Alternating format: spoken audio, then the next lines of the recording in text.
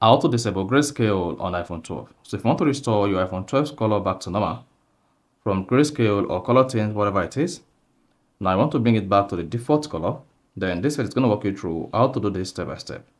Mark you, this works on all the iPhone 12 series, including iPhone 12, iPhone 12 mini, iPhone 12 Pro, and iPhone 12 Pro Max. So if at the end of this, you found this helpful and informative, please don't forget to like and then subscribe. Now, to disable grayscale on iPhone 12, all you just need to do is go ahead and open the settings app on your iPhone.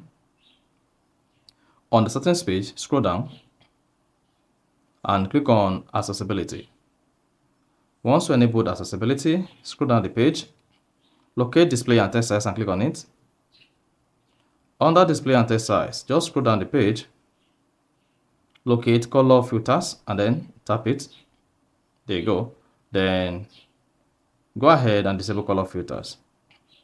Once you disable color filters, you see the grayscale disabled on your iPhone and your iPhone color will come back to normal. Is that? So that is basically how to disable or turn off grayscale on iPhone. So if you found this helpful and informative, please don't forget to like and then subscribe.